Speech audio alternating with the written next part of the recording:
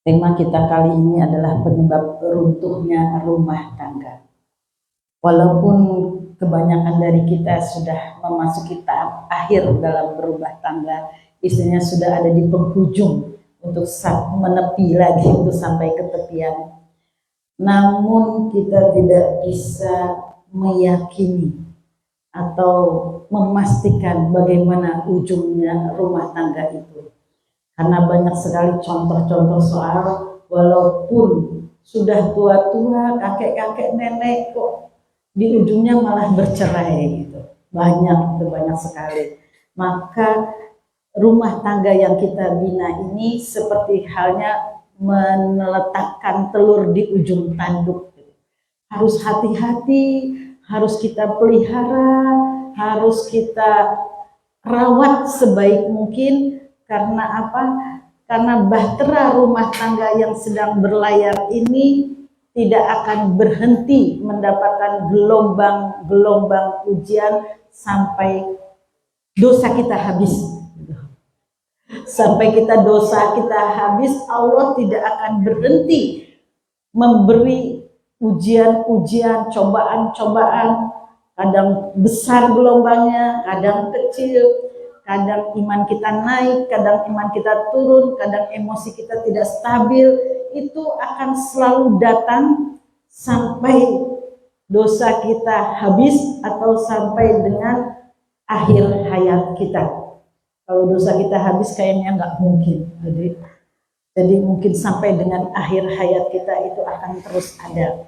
Karena itu memang harus kita waspadai terus. Harus kita cari ilmunya, harus kita rawat. Bahkan justru di masa-masa seperti sesudah tua ini, masa-masa sudah lansia ini, justru yang menjadikan kita timbul rasa-rasa yang akan menghambarkan rumah tangga itu sendiri. Bosan, kok tambah tua tambah bawel, tambah rewel, tambah keluar sifat aslinya, ya. Karena memang Rasulullah mengatakan bahwa di usia tua itu, di atas 40 tahun itu, itulah sesungguhnya sifat asli kita. Kalau dulu orangnya rewel, maka akan menjadi rewel. Kalau dulu orangnya pelit, akan bertambah pelit. Gitu. Maka di bawah 40 itu harus kita biasakan yang baik-baik sehingga nanti di usia senja kita ngunduh dengan perbuatan baik kita sendiri. Itu adalah sunnatullah, qadarullah yang harus kita siasati, yang harus kita cari ilmunya terus.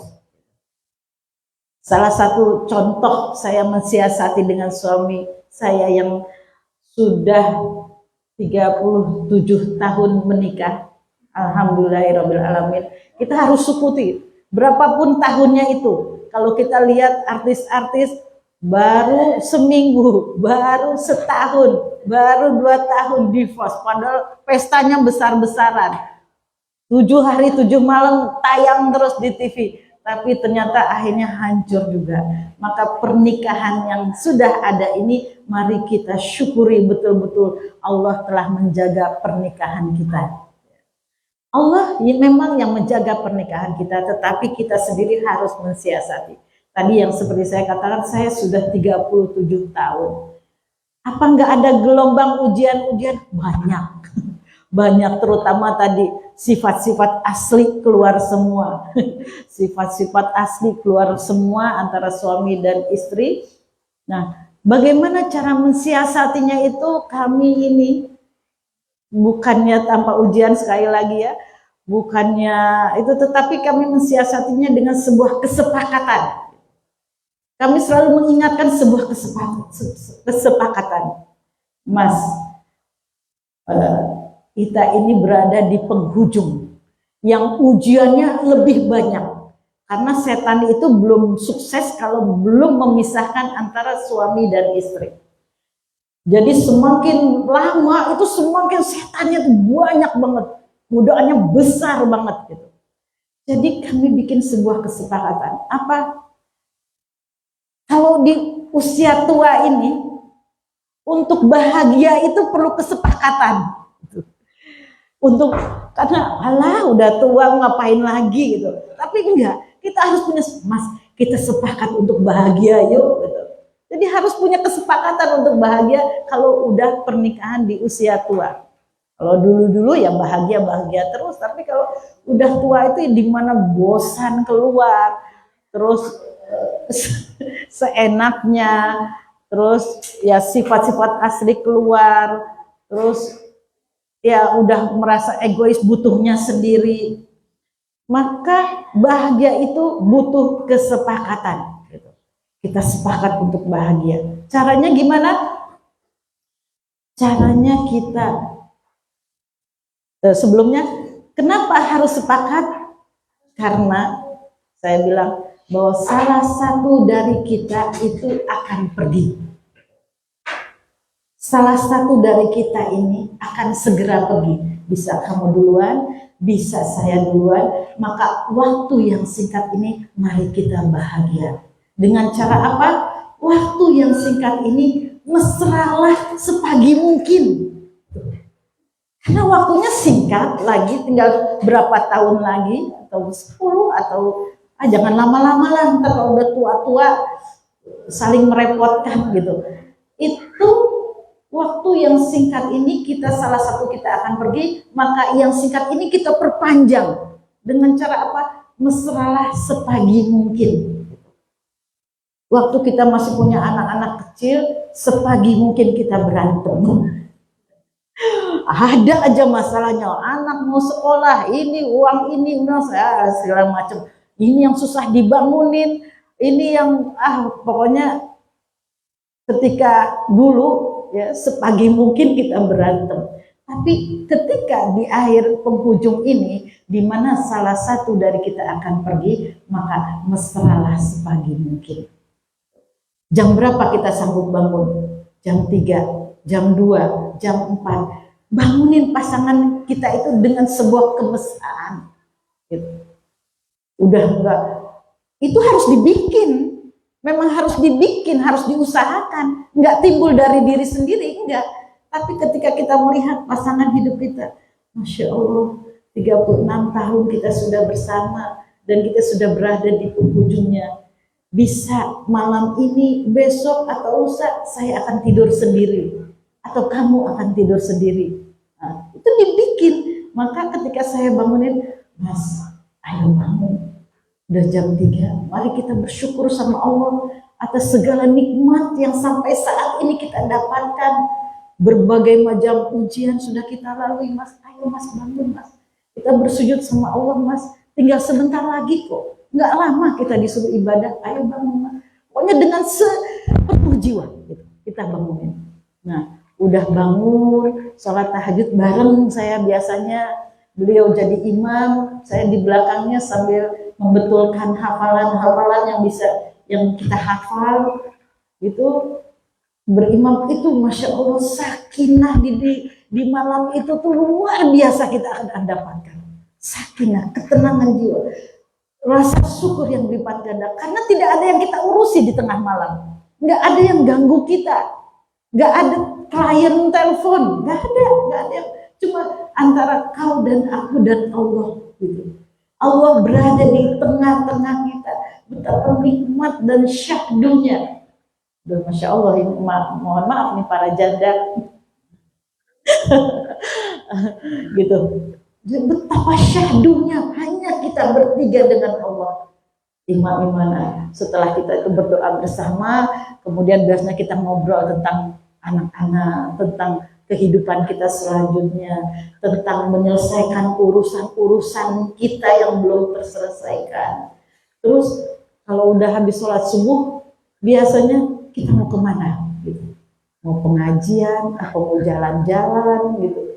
Kadang-kadang malah sebelum subuh kita sudah berada di negeri di awan, berdua kemana? Atau boncengan, ayo Mas makan gudeg yuk. Pagi-pagi habis sholat subuh atau sebelum subuh kadang, Mas ayo makan gudeg. Di mana? Di Parangtritis. Jangan dekat-dekat. Di Parangtritis. Gitu. Cuma untuk makan gudeg kita bukan Parangtritis, di jembatan Kerasak itu. Di situ ada tukang jualan gudeg. Bu, yang deket aja ngantuk, enggak mas, jangan jauh gitu. Jadi kita selalu gitu berusaha, kretek, berusaha betul-betul sungguh-sungguh karena kita sudah sepakat untuk bahagia. Kalau nggak sepakat nggak bisa. Karena apa? Pasti suami males, aduh banget bu gini wae, atau istri yang males, ngantuk mas. Itu. Tapi kalau ketika kita udah sepakat, ayo mas kita bahagia, udah naik motor lihat sunrise, sunset, oh masya Allah. Ketika lihat sunset di air yang tenang, jalan-jalan, masya Allah itu kita dapatkan pacaran halal kita kembali. Gak mungkin kita pacaran lagi, tapi ini pacaran halal. Mesra, mesra pegangan tangan itu bukannya lebay, bukannya apa, dibikin. Saya pegang tangannya gitu. Kadang-kadang makanannya berbeda, saya disuapin gitu. Itu dibikin gitu. Dan jangan malu di depan orang. Saya selalu bilang, yang haram aja nggak malu kok pacaran. Kenapa yang halal malu? Ini adalah syiar. Syiar. Sehingga orang, wah Masya Allah, enak yang menikah itu. Bisa mesra-mesraan di mana-mana gitu. Jangan malu, bukan lebay gitu. Tapi memang ini dibikin gitu. Ada nggak rasa mangkal, rasa marah? Banyak. Akan timbul rasa tadi, setan itu paling nggak mau. Suami istri mesra itu setan nggak mau. Nah, maka yang dilakukan adalah tadi selalu bersepakat, lupa sepakat lagi. Loh mas, kalau udah mulai naik tinggi tensinya, salah satu tensi karena karena ada perbedaan pendapat, udahlah, ini cuma dunia yang mau kita tinggalkan. Kita kan mau masuk surga bareng-bareng, gitu. Kita mau masuk surga bareng-bareng. Nah, mulai turun tensinya, pasti gitu. Misalnya istrinya memecahkan sesuatu atau menghilangkan sesuatu, pasangan udah mulai tensi. Udah tak bilangin, mau yang benar gini nih. Mas, ini cuma dunia yang mau kita tinggalin. Sedangkan yang mau kita datangi ini adalah surga yang kita selama-lamanya di sana. Kholidina fiha. Ngapain yang kecil yang mau kita tinggalin kita ributin? Gitu. Kalau ada perbedaan pendapat dan sebagainya, larilah bahwa ini cuma sekedar dunia gitu. Langsung kita hadirkan akhirat yang begitu indah, yang begitu menawan, yang dijanjikan Allah bagi setiap suami istri yang selalu bermesraan ketika berada di dunia. Karena satu ya Bu ya, baiti jannati, rumah adalah surga.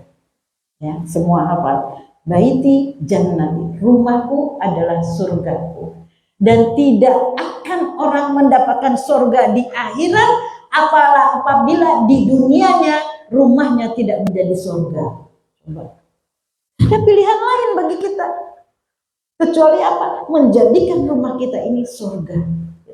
Menjadikan rumah kita ini surga. Bahagia, tenang, selalu berbunyi asma-asma Allah.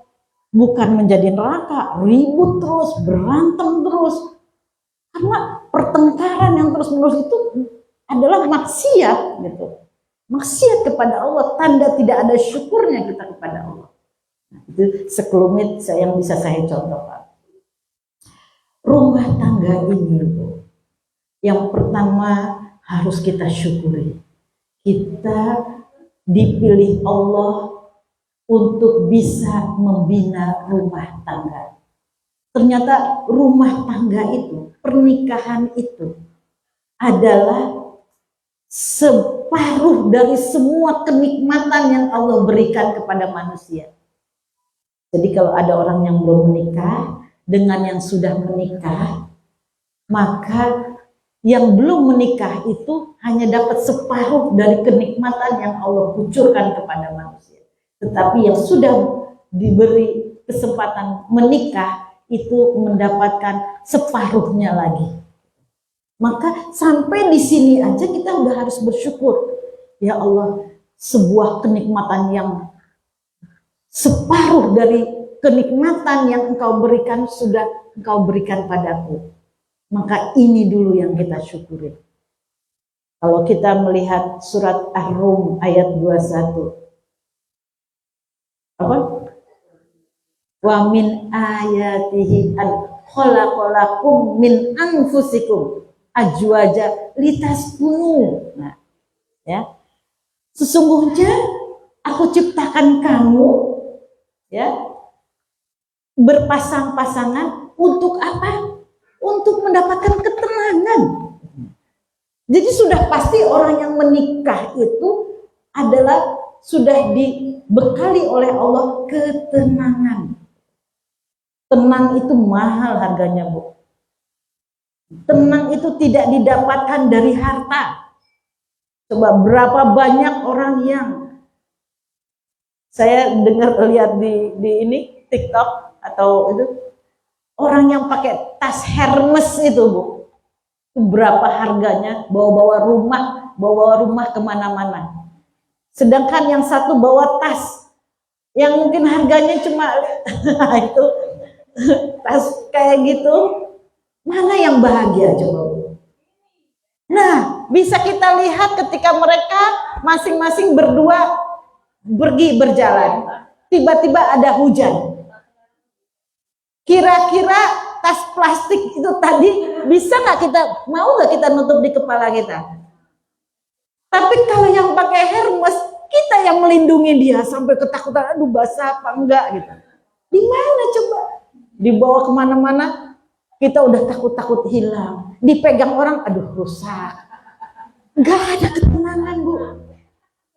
Kalau kita lihat ya, nyata-nyata ya, di ibu kota itu orang-orang kaya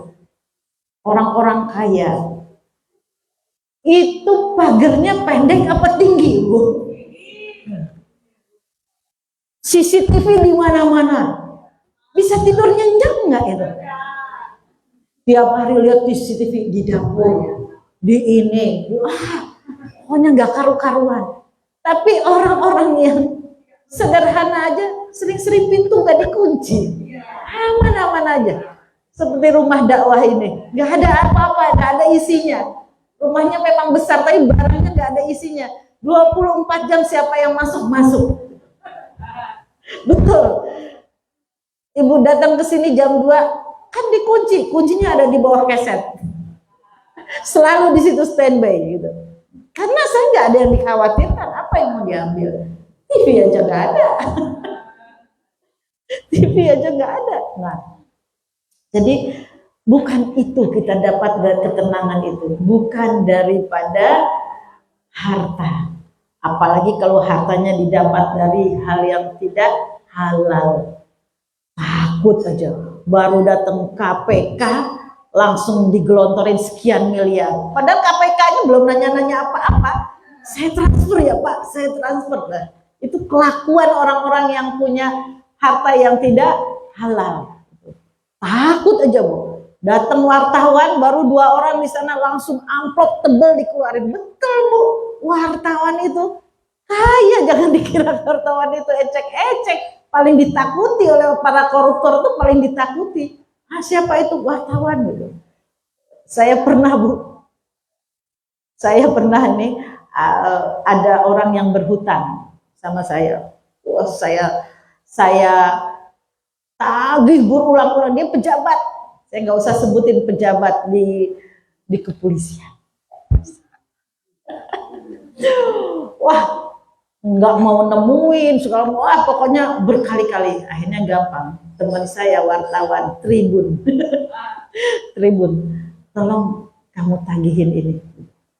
Ya ampun, saya lagi saking paniknya, saya cuma pengen keselnya kalau kamu cair, buat kamu semuanya. Saya bilang gitu ya, saking yang penting dia bayar supaya saya buat kamu.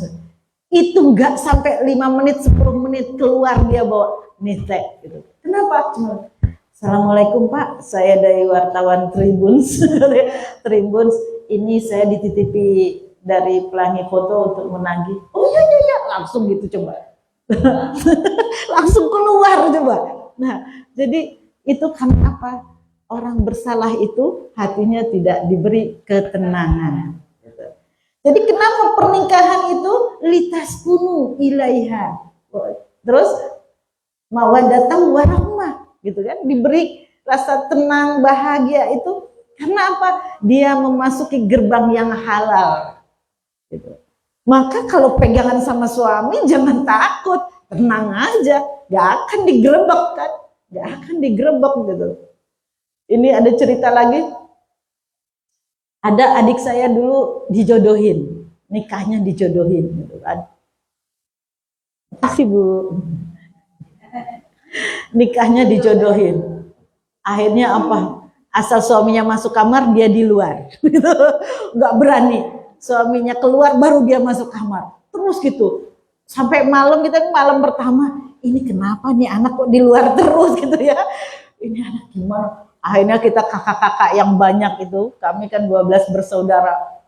Itu adik saya yang perempuan itu kita tarik, kita masukin kamar, kita kunci di luar gitu. Udah, kita bilang sama suaminya, dia mau teriak, mau jerit, gak akan ada yang marah.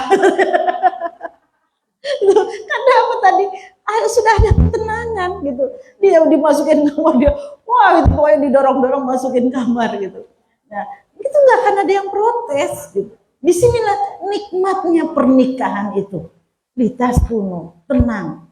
Coba orang pacaran, aduh, kayak apa? Kayak kucing-kucingan gitu ya, ketakutan, nggak tenang, perasaan gelisah dan sebagainya. Nah, maka ketenangan itu ada di dalam pernikahan. Betapa bahagianya sebuah pernikahan. Itu dulu syukuri bahwa kita mendapatkan pernikahan adalah sesuatu yang sangat kita syukuri. Kalau sudah syukur sebagai modal utamanya, insya Allah semua masalah-masalah terselesaikan. La in syakartum la azidannakum. Barang siapa wa in syakartum la azidannakum. Barang siapa bersyukur akan aku tambah terus kenikmatan-kenikmatan. Itu janji dari Allah. Ibu sekarang viral ya di Facebook apa Bu? Seorang istri yang suaminya sejak awal pernikahan sudah cuci darah. Sudah cuci darah sampai sekarang bertahun-tahun bertahan nganterin suaminya cuci darah, merawat suaminya yang sakit dan harus mencari nafkah. Bisa dibandingkan dengan penderitaan kita, dia harus mencari nafkah, dia harus ngurus anaknya, dia harus ngurus suaminya, dia harus bersabar yang luar biasa. Tapi apa yang terjadi coba? Si istri itu, kata dia bilang, saya punya mertua yang sangat baik. Nah, ya, gimana coba Bu? Mertuanya bilang gini, ketika awal-awal suaminya dinyatakan gagal ginjal, mertuanya bilang gimana sama menantunya? Nah, suamimu ini sakit bukan sebulan 2 bulan, mungkin tidak ada akhirnya. Kamu hanya akan dibawa dengan penderitaan suamimu. Maka sekarang ibu antarkan ke rumahmu, akan ibu kembalikan dengan baik-baik. Mertuanya gitu bilang. Apa istrinya? Ibu, ujian itu untuk dihadapi, bukan untuk dihindari. Dan sekarang apa coba? Apa kata istrinya? Saya tidak akan pernah meninggalkan suami saya karena di sini ada surga saya. Suami itu adalah jalan surga bagi kita. Ridhonya dia sudah cukup menjadikan alasan Allah memasukkan seorang istri ke dalam surga. Masya Allah. Ridhonya suami sudah cukup menjadi alasan Allah memasukkan kita ke surga, walaupun sholat kita sholat wajib aja, walaupun puasa kita puasa Ramadan aja, nggak disebutin puasa sunatnya, nggak disebutin sunat-sunat sholatnya, sholat malamnya, nggak disebutin.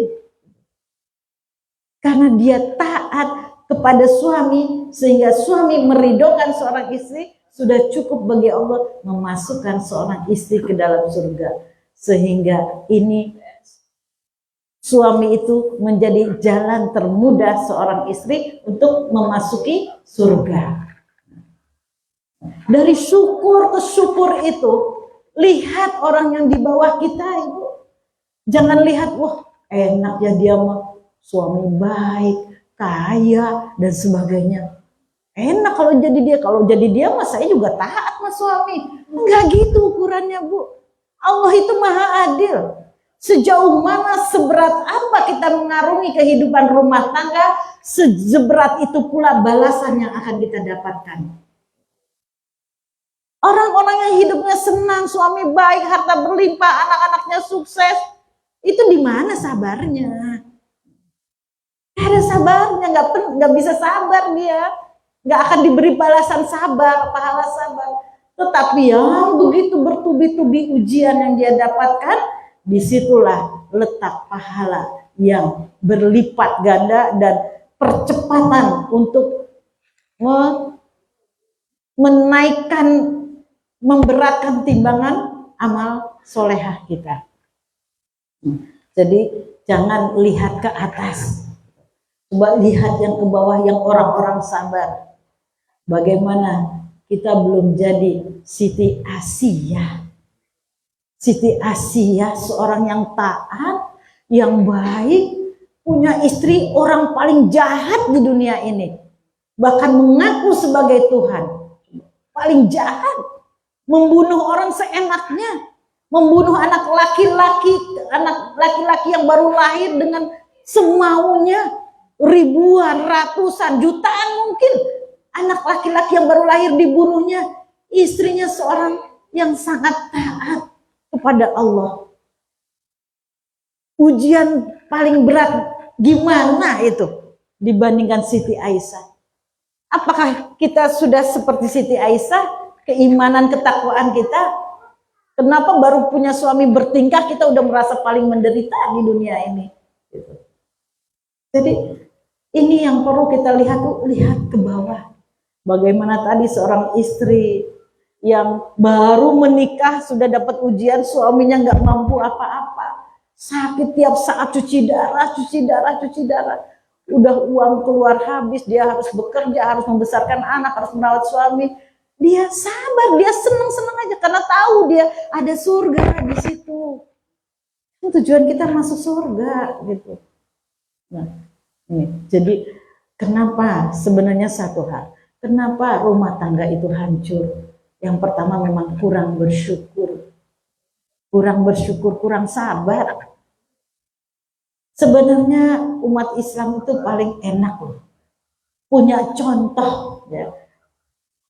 Tuh ada yang nyindir ada iklan yang nyindir. Jadi gini, kita ini punya contoh. Siapa? Rasulullah Shallallahu Alaihi Wasallam. Rasulullah itu bisa kita bayangkan manusia macam apa ya? Itu suami istri-istrinya itu yang sampai 9 itu berebut untuk mendapatkan perhatian Rasulullah. Saking cintanya mereka. Ya. Bahkan Zainab itu karena dia sudah tua itu gak mau diceraikan oleh Rasulullah. Ya Rasulullah, jangan aku diceraikan. Lebih baik waktuku berikan kepada Aisyah. Supaya tidak diceraikan, waktu jatah dia diberikan kepada Aisyah. Itu sekarang giliran yang laki-lakinya ya, kita bisa mencontoh Rasulullah itu. Dia itu seorang khalifah, raja, utusan Allah, manusia yang paling baik, kekasih Allah. Tapi apa yang dilakukan di dalam rumahnya? Ketika Aisyah ditanyain, apa sih yang dilakukan oleh Rasulullah di rumah? Dia mengerjakan apapun yang saya kerjakan. Beliau masak, beliau nyapu, beliau menjahit bajunya, gitu. Semua dilakukan, gitu. Ini adalah contoh laki-laki yang bisa menjadikan rumah tangga itu ayem tentrem. Rasulullah mengatakan, khairukum khairukum li ahli wa ana khairu li ahli. Sebaik-baik kamu adalah orang yang baik terhadap keluarganya, dan aku adalah orang yang terbaik bagi keluargaku. Apa yang dilakukan Rasulullah coba? Jangan dikatakan bahwa istri-istrinya ya soleh-soleh, gampang-gampang, manut-manut, enggak. Kalau saya lihat ada suami yang di viral itu punya istri 4, itu manut-manut. Tapi Rasulullah itu istrinya saking cintanya kepada Rasulullah itu resek-resek gitu loh, resek-resek. Sampai pada suatu hari Rasulullah itu jatahnya Aisyah, sekarang di rumahnya Aisyah. Ketika Aisyah menyuguhkan makanan, tiba-tiba Assalamualaikum. Apa? Datang Hafsah. Hafsah bawa makanan. Hafsah itu adalah salah seorang istri yang pandai memasak. Masakannya enak-enak. Terus apa yang dilihat oleh Aisyah kan langsung keluar darah cemburunya gitu. Yang dibawa Hafsah itu, tepungnya itu dilemparkan ke wajahnya Hafsah. Hafsah juga ganti, lempar. Rasulullah diam aja. Rasulullah diam sampai pada udah semua berantakan sambil jerit-jerit. Kamu ngapain kesini? Jerit-jerit di hadapan manusia yang diagungkan oleh Allah dan seluruh alam raya ini, gitu. Itu dua istri itu bertengkar sampai lempar-lemparan sampai jerit-jeritan. Sampai akhirnya Umar bin Khattab langsung Assalamualaikum gitu ya. Kedengeran suara Umar bin Khattab. Langsung istrinya tuh lari ke dalam kamar dua-duanya. Pas Umar bin Khattab masuk, Umar katanya Rasulullah. Apa kata Umar? Marah dia terhadap istri-istri Rasulullah yang ada di kamar. Hai yang di kamar, kalian ini dengar suaraku langsung ngumpet. Tapi sama Rasulullah kalian berteriak-teriak seperti itu. Gak sopan kalian. Marah Umar bin Khattab. Dengar suaraku kamu ngumpet. Kedengar di depan Rasulullah kalian berbuat seperti ini. Apa kata istrinya? Ya Umar. Kata istrinya. Umar. Aku takut dengar suaramu karena kamu kasar. Tapi Rasulullah tidak pernah berkata kasar, maka aku gak takut. Istrinya tuh gak takut gitu. Karena Rasulullah tuh selalu lembut, itu diliatin aja. Ada lagi cerita ketika Rasulullah itu menjamu tamu-tamunya, ini bagian lagi Aisyah ya. Kenapa sih sering Aisyah? Karena memang Rasulullah lebih banyak di tempat Aisyah. Ini bagian Aisyah menjamu tamu-tamu Rasulullah. Terus apa? Ketika menjamu datang lagi istrinya yang lain bawa makanan. Marah lagi Aisyah. Langsung apa? Makanan itu ini Aisyah nih kelakuannya ya. Itu saking cintanya sama Rasulullah ya. Piring yang dibawa oleh itu ditumplek, pecah berkeping-keping. Bayangin Rasulullah di hadapan para tamu yang dihormati, para pembesar-pembesar dipermalukan kayak gitu, pecah berkeping-keping. Kaget semua tamu. Terus akhirnya apa? Aisyah menyadari hal itu kan, menyadari, nunduk dia. Ya Rasulullah. Tapi apa sebelumnya Rasulullah bilang sama para tamunya? Ghorat ummukum. Ibu kalian, enak bahasa Rasulullah. Ibu kalian sedang cemburu. Maka makanlah kalau beliau sudah tidak lagi marah. Jadi bukan disalah, maaf ya istri saya emang kayak gini, istri saya emang kurang aja. Enggak. Ghorat ummukum. Ibu kalian sedang cemburu. Ya siapa kalau enggak kalau orang cemburu ya seperti ini. Makanlah ketika ibu kalian sudah tidak marah. Dan apa yang dilakukan oleh Aisyah, ya Rasulullah maafkan aku. Minta maaf setelah sadar kelakuan dia. Apa yang kata Rasulullah? Piring diganti dengan piring. Gantilah piring istri yang bawa tadi dengan piring lagi. Cuma itu hukumannya, suruh ganti piringnya dan makannya dikumpulin dan akhirnya semua makan. Inilah Rasulullah. Rasulullah itu benar-benar contoh buat kita semua, buat para laki-laki. Jangan kalau istri bawel, istri marah itu udah langsung divonis. Istri saya kurang ajar, saya tinggal. Istri saya nuzus, durhaka. Istri saya. Jangan kayak gitu. Itu adalah sedekah sebenarnya buat suami. Ingat bagaimana Tolha pengen ngadu sama Umar bin Khattab. Umar bin Khattab tuh orang yang paling garang. Kalau dia jalan sebelah kanan, jin nggak berani menemuinya, langsung jin ke sebelah kiri. Setan aja takut sama dia. Paling garang. Pedangnya itu sampai menyentuh tanah saking panjangnya. Ketika beliau hijrah, Umar bin Khattab, ingat bagaimana kemarin Muharram ya, bagaimana Rasulullah dengan Abu Bakar hijrah. Ngumpet-ngumpet, takut-takut, dikejar-kejar, sampai berapa kali hampir ketahuan gitu. Tapi Umar bin Khattab ketika hijrah apa yang dikatakan? Dia pergi di pasar Uqasyah sambil menghunuskan pedangnya. Siapa yang mau istrinya menjadi janda, anaknya menjadi yatim, silahkan halangi aku umroh. Hijrah. Silahkan halangi aku hijrah. Gak ada yang berani. Gitu. Nah, ini ketika beliau itu Tolhah datang ke tempat Umar ingin mengadukan betapa istrinya itu sangat bawel, baru sampai di pintu udah bawel terus gitu. Ternyata ketika mau ngadu ke Umar ternyata lagi nunduk beneran. Apa? Sedang diomelin istrinya. Lebih bawel daripada istrinya si Tolhah itu, Pak Tolhah. Akhirnya Tolhah pergi. Ketahuan sama Umar. Sini. Kamu tadi katanya mau ke sini kok nggak jadi. Akhirnya diceritakan seperti itu. Apa kata Tolhah?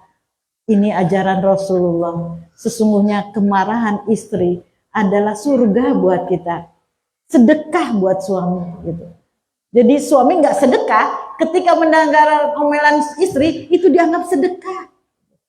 Mendapatkan pahala sedekah buat suami.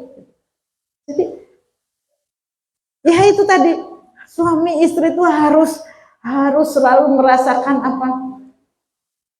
Bahwa pernikahan ini bukan untuk bahagia. Kalau saya suka bawa nasihat pernikahan itu, niat kalian apa nikah? Kalau kalian niatnya bahagia, nggak akan dapat bahagia itu. Kayak digantung, kayak masuk ke tiang gantungan gitu. Tapi kalau niatnya ibadah, di situ ada separuh agama. Di situ isinya ibadah, pahala terus. Yang hal diharamkan ketika nikah menjadi halal, pegang-pegangan, apapun boleh gitu. Ya. Dan yang sesuatu yang diharamkan, yang apa ya, sesuatu yang dihalalkan bisa haram ketika nikah. Misalnya apa? Pergi sendiri, pergi kemana nggak pamit, harus pamit gitu. Jadi kalau belum nikah boleh nggak pamit, tapi ketika sudah nikah harus pamit. Gitu. Jadi banyak sekali hal-hal yang beda gitu. Makanya kalau kita sebut pernikahan itu adalah selamat menempuh hidup baru. Beneran baru gitu, gitu. Kaget kok ada makhluk di sebelah kita gitu kan. Kok ada kumisnya gitu. Gitu. Itu benar-benar makhluk hidup baru kita gitu. Hal-hal yang baru. Nah, jadi bagaimana suami istri itu harus saling memahami satu sama lain. Saya sering dengar, kenapa sih cerai gitu. Alasan cerai itu banyaknya apa? Kami sudah tidak sejalan. Kami berbeda pendapat terus. Kami tidak sepemahaman. Ya Allah, Ibu, Bapak, sampai mati kita akan berbeda. Gak ada persamaannya kita ini. Kembar aja beda gitu, apalagi dia anak siapa, dari mana, sukunya apa, beda banget ya, beda sampai mati kita tuh berbeda. Kita dua kepala sampai kapanpun kita tuh berbeda. Kalau ada persamaan pendapat itu karena ada salah satu yang ngalah. Yang satu menyetujui gitu aja. Jadi kita nggak akan bisa pengen sama, itu nggak ada. Pernikahan itu, ibu-ibu, bapak-bapak, adalah apa? Manajemen perbedaan. Menjadikan sebuah perbedaan menjadi keindahan. Menjadikan perbedaan menjadi sebuah keindahan. Jadi manajemen perbedaan. Bukan menjadikan persamaan, bukan. Mati kita nanti di dalam rumah itu, pengen sama aja, enggak. Cara mendidik anak pengen berbeda, cara mencari nafkah berbeda, apapun pendapat-pendapat berbeda, tapi menjadikan sebuah perbedaan ini menjadi sebuah keindahan. Saya ini orang Sumatera, Bu. Suami orang Jawa, Jogja, halus. Sumatera itu dulu. Tapi apa? Perbedaan itu bukan untuk saling nyek-nyekan. Saya pernah mendengar, kok bisa ya istrimu jadi tukang foto, motret sana sini. Apa jawaban suami? Alhamdulillah, karena istri saya orang Sumatera. Saya nggak tahu urusannya dengan Sumatera itu apa, kok jadi tukang foto. Mungkin kalau bukan, tapi pernah juga bilang, kalau bukan orang Sumatera nggak ada yang berani itu di tengah lapang, kadang-kadang naik jeep polisi untuk motret iring-iringan mayat dan sebagainya. Kayaknya kalau orang Jogja nggak ada yang berani, katanya gitu dulu. Kalau sekarang sih banyak ya, mungkin. Jadi dia melihat sebuah keindahan dalam perbedaan itu. Dalam perbedaan ada lagi ya karena banyak sekali. Kenapa saya bilang saya unggul-unggulkan ini, karena dulu jangan kawin sama orang Sumatera gitu kan, ternyata apa, beda gitu. Kalau ada yang nagih hutang, kalau ada orang yang marah-marah dengan kita, kan usahanya foto ya, dengan yang namanya orang berdagang ya, ada yang marah-marah. Yang maju siapa? Gak ada orang Jawa yang mau maju, dia di belakang. Sumatera lagi yang masuk. Sumatera lagi yang maju. Nah gitu.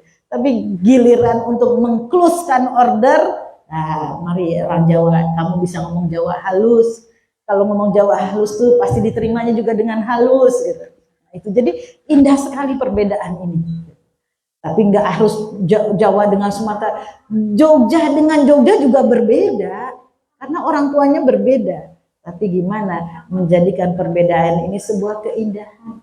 Jadi dalam rumah tangga itu tadi, setelah sakinah yang diberikan oleh Allah sebagai paket dari sebuah pernikahan, modal dari sebuah pernikahan, ada juga banyaknya keindahan-keindahan. Asal tadi modalnya adalah syukur. Ada anak saya kemarin ngomong, "Ma, apakah orang tua itu selalu benar?" Menurut Allah ya. Karena tidak boleh seorang anak menyalahkan orang tua apapun itu, kecuali orang tua menyuruh maksiat. Menurut Allah ya. Terus seandainya orang tua menjodohkan kita, ya, menjodohkan anaknya, ternyata jodohnya itu nggak baik, rumah tangganya prahara terus, suaminya misalnya KDRT, selingkuh dan sebagainya. Bagaimana itu? Apakah itu masih benar orang tua? Gitu. Nah, kalau Allah sudah bilang, atiullaha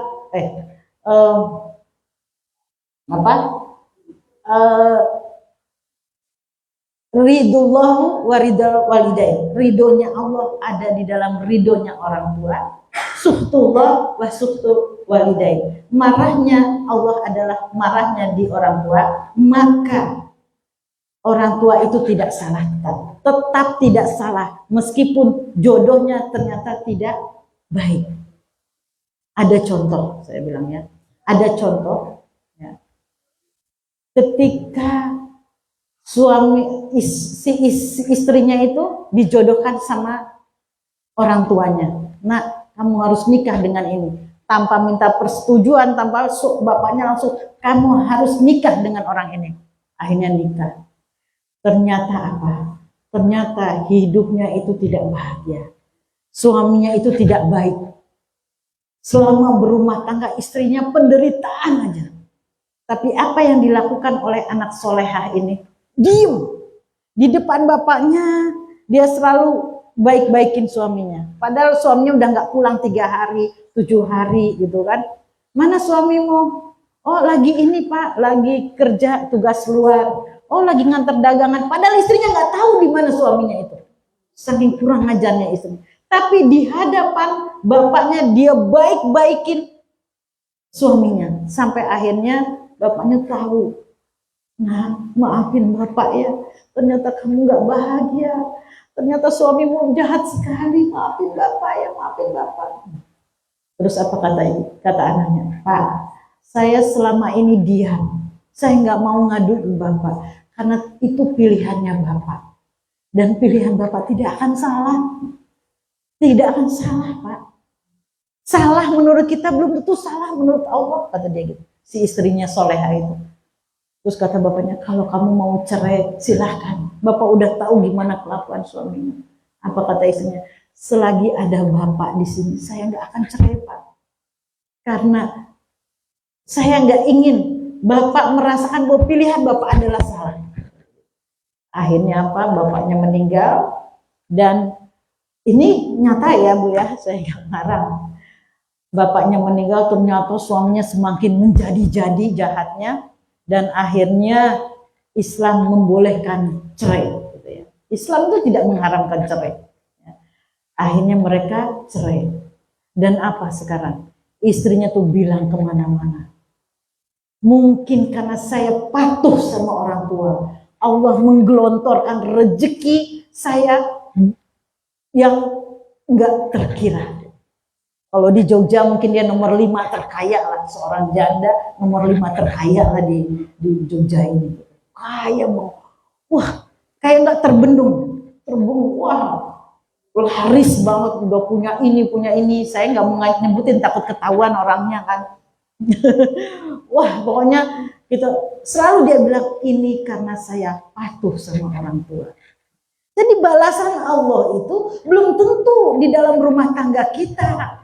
Ketika kita patuh sama orang tua, belum tentu Allah membalaskan, oh ternyata baik yang dikasih orang tua. Belum tentu itu. Mungkin Allah balas dengan cara yang lain, yaitu tadi dia takjub. Kenapa? Apa yang saya kerjakan, apa yang saya usahakan selalu naik daun gitu, selalu laris. Selalu laris sehingga dia bisa bikin masjid, dia bisa bikin pondok pesantren, dia bisa banyak sekali amal-amal dia gitu. Tapi dia selalu bilang, ini karena saya patuh sama orang tua. Jadi saya ceritakan begitu ke anak gitu. Apakah orang tua bisa salah? Enggak menurut Allah. Selagi orang tua bukan menyuruh pada kemaksiatan, kamu harus patuh. Gimana kalau tadi suaminya jahat? Ternyata Allah balas dengan cara yang baik. Lalu apa sih penyebab-penyebab runtuhnya rumah tangga? Saya mulai dari hal yang sepele ya. Ada baru-baru ini artis. Ya. Artis itu waktu ketika nikah saya bilang sama anak saya, ya Allah sempurna banget ya.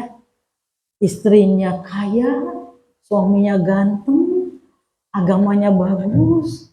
Ini mah ideal banget ya. Saya bilang sama anak saya. Tahunnya nggak genep 2 tahun, heboh bercerai. Kaget semua orang. Di depan TV isinya tayangan-tayangannya mesra-mesraan terus, tiba-tiba cerai. Saya mencoba menganalisis apa ya penyebabnya. Orang ketiga bukan. Mereka anak-anak yang taat ibadahnya. Ekonomi jelas bukan. Kaya raya gitu. Apa ya? Akhirnya ketika ketahuan soalnya suami saya nggak menyentuh saya, soalnya saya gini. Nah, jadi ada hal-hal yang sepele kalau kita biarkan, ya tadi saya bilang kan menjaga rumah tangga itu seperti telur di ujung tanduk, harus setiap kali dijaga, dirawat, betul-betul dijaga, dirawat dengan sepenuh jiwa raga. Kalau hal-hal sepele diabaikan, itu akan pecah telur itu, akan jatuh telur itu dengan sendirinya. Kalau hal-hal yang sepele.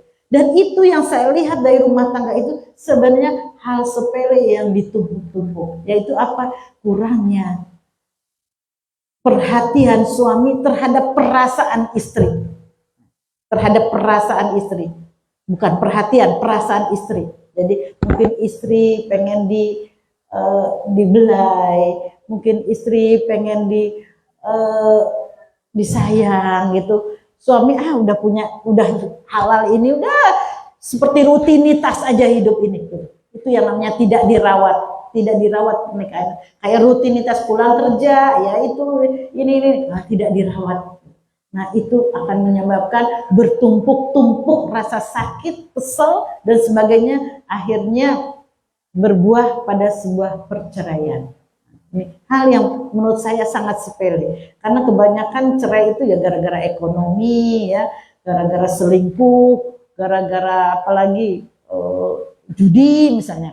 Tapi ini semuanya sempurna hanya karena pengabaian soal perasaan. Kalau saya mau ini, saya keluarin ya, tadi baik-baiknya, sekarang agak gimana sih Bu Nofri, kayaknya nggak ada masalah, ada duluan ada. Apa? Tadi ya, suami istri itu bawa kebiasaan sebelum nikah itu di dalam keluarga, yang kita akan kaget-kaget. Saya ini anak nomor 10 dari 12 bersaudara. Ibu saya bukan orang mampu, biasa aja. Cuma beliau sangat disiplin. Makan jam segini bareng. Kalau yang terlambat nggak akan kebagian lauk. Itu kebiasaan. Jadi tinggal nasi sama kangkung. Itu kangkung itu selalu ada. Mungkin kangkung dulu murah kali ya. Jadi nasi sama kangkung. Jadi udah harus jam segini makan gitu. Jam segini berangkat sekolah. Kalau udah besar-besar kita mau pergi, beliau udah beres, kita masih belum beres, itu ngambek. Dan luar biasanya orang dulu ya, diemnya aja kita udah takut gitu. Diemnya aja kita udah takut. Jadi sering, mak udah beres-beres, udah ribut semua. Terus nanti ibu saya udah diem gini, kita udah keluar air mata, takut gitu. Padahal nggak pernah bentak-bentak, nggak kayak orang sekarang. Suara udah sampai mana-mana, anak masih diam aja, masih di kamar mandi aja. Padahal bilang, ini udah terlambat. Kalau ibu saya nggak dulu, diemnya aja saya udah takut. Semua anaknya dulu. Karena apa? Disiplin. Pas nikah, suami saya itu orang yang sering terlambat. Ada loh orangnya. Terlambat sampai orang itu tuh kayaknya dukunnya itu nyuruh terlambat terus deh. Kenapa? Dia itu meskipun terlambat, kalau dagang laris. Jadi kayaknya memang ininya jimatnya terlambat ya, sampai gitu. Kenapa harus terlambat gitu? Awal-awal ya sebagai saya yang selalu tepat waktu gitu ya, itu nunggu. Dan alhamdulillah ibu, mungkin mudah-mudahan ini jadi jalan surga saya di antara keburukan-keburukan saya gitu. Tapi mungkin saya punya amalan andalan. 36 tahun menikah, belum pernah sekalipun beliau nunggu saya. Biasanya kan perempuan yang ditunggu sama laki-laki kan. Nah, kalau saya belum pernah beliau nunggu saya, mesti saya duluan. Gitu. Mudah-mudahan ini menjadi amalan andalan saya di hadapan Allah nanti, karena sabar menunggu. Nah, ketika terlambat terus, akhirnya saya ngadu sama ibu saya. Ibu saya kan disiplin, dan beliau paling gak mau yang namanya terlambat, sehingga ini saya bisa dapat pembelaan nih, gitu kan, bisa dapat pembelaan. Mak, suamiku tuh ini semua terlambat, selalu terlambat. Padahal usaha kita di bidang jasa, coba bagaimana Bu? Gimana coba di bidang jasa kok terlambat, kan apa nggak deg-degan terus tiap saat? Nah, suamiku tuh terlambat terus, apa terlambat, selalu setiap saat terlambat. Ibu saya nasihatin gini, nah, ada seseorang mengadu kepada Rasulullah. Ya Rasulullah, laki-laki nih, ya Rasulullah, saya ini pelupa, saya naruh barang ini lupa, saya naruh barang ini lupa, gimana ya? Apa kata Rasulullah? Menikah, menikah kamu. Baru saya, oh maksud ibu saya apa? Kalau suami itu terlambat, caranya dia menikah. Suami itu tukang terlambat itu, menikahlah. Maka istrimu akan mengingatkan. Jadi inilah fungsi istri. Baru saya merasakan inilah fungsi istri apa? Karena dia suka terlambat, maka seorang istri harus bagaimana menutupi kekurangannya itu. Nah, bukan berarti marah-marah, bukan berarti saya mau cerai karena dia suka terlambat, bukan.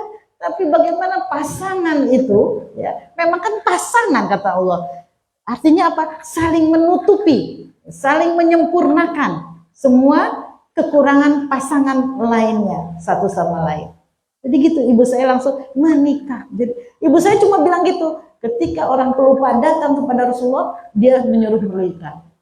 Saya cuma nggak nanya lebih lanjut, saya paham. Oh, berarti memang dia tepat dapat saya, gitu. Karena dia suka terlambat, maka dia menikah dengan orang yang tepat waktu untuk saling menutupi. Nah, jadi gitu. Jadi ini ya, perbedaan itu pasti ada, dan jadikan perbedaan ini sebuah keindahan, bukan sebagai masalah. Ada lagi penyebab rumah tangga itu ekonomi. Ya, ekonomi.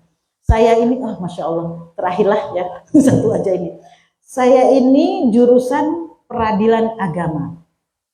Tapi saya bekerja di fotografi. Sehingga teman-teman saya semua menjadi hakim agama. Nah, salah satu teman saya cerita bahwa tingkat perceraian paling tinggi, adalah bukan karena selingkuh, bukan karena apa, tapi karena ekonomi.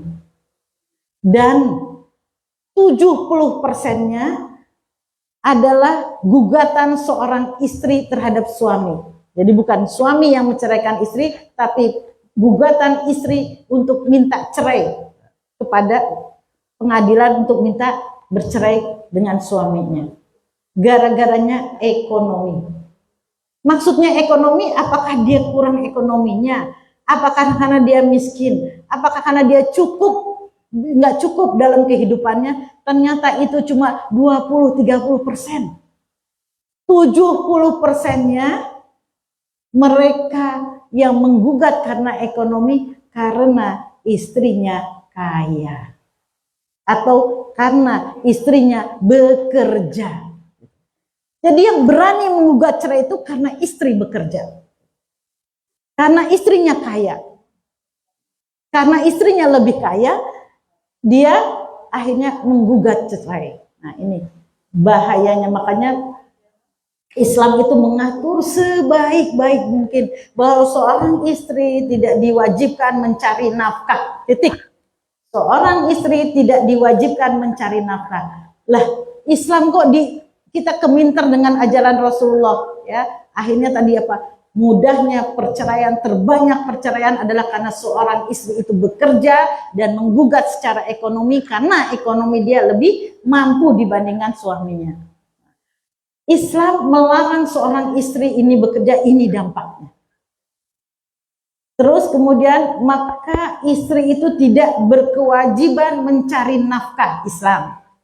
Bahkan seorang perempuan tidak punya kewajiban memberi makan bapaknya, loh, ya. Kadang ini bapaknya nggak kerja, anak perempuannya disuruh kerja, nggak ada kewajiban. Sampai di sini sudah kita jelas, kita ini perempuan tidak berkewajiban mencari nafkah untuk bayar listrik, bayar kontrakan, nggak ada itu. Pun juga untuk bapaknya nggak ada kewajiban. Sehingga apa? Islam mengatur kalau ada seorang istri karena hal-hal mungkin suaminya tidak mampu, mungkin suaminya sakit, mungkin suaminya belum ada jalan rezekinya, sehingga seorang istri bisa mencari nafkah, maka agama kita memberi reward yang tertinggi buat istri tersebut. Apa? Nafkah yang diberikan istri buat keluarganya dihitung sebagai jihad fisabilillah. Bukan dilarang, tetapi kalau kamu ikhlas, kamu akan dikasih pahala jihad fisabilillah. Tapi kalau kamu nggak ikhlas, jangan cari duit. Kalau kamu nggak ikhlas, lebih baik kamu tidak bekerja. Tapi kalau kamu ikhlas, pahalamu adalah jihad fisabilillah. Jadi gitu, paham ya? Jadi orang-orang yang menggugat cerai itu karena dia pencari nafkah, itu karena dia tidak mau membeli akhiratnya dengan jihad fisabilillah. Jadi itu. Baik ibu-ibu, harinya waktunya sudah habis dan mohon maaf mungkin agak kebelandang. Kalau membahas keluarga itu memang paling asik. Dan setiap kita ya, setiap kita bisa menjadi pendakwah tentang rumah tangga. Karena kita sudah belajar sekian lama. Yang rumah tangga 5 tahun, itulah pelajaran 5 tahun. Bayangin kalau 5 tahun sekolah kan menjadi sarjana. 10 tahun sekolah sudah jadi S2. Lebih dari itu sudah jadi doktor. Jadi bagi kita semua sudah bisa menjadi pendakwah. Saya bilang sama anaknya, banyak hal yang tidak ada dalam ilmu pengetahuan, tetapi ada di dalam pengalaman orang tuamu. Jadi jangan, anak tuh harus sering nanya, gimana sih? Itu sering sekali ilmu-ilmu itu tidak ada dalam ilmu pengetahuan, tapi ada dalam ilmu pengalaman. Maka dari kita, mari kita sebarkan hal yang baik, kita tularkan, hal yang buruk kasih tahu anak, jangan sampai seperti ini. Ya, mudah-mudahan Allah senantiasa menjaga rumah tangga kita menjadi rumah tangga sakinah mawaddah warahmah. Setengah 2. Ya, mungkin kapan-kapan kita lanjutkan lagi ya. Oh ya, mungkin ada pengumuman dari Mbak Arum ya. Wabillahi taufiq wal hidayah. Assalamualaikum warahmatullahi wabarakatuh.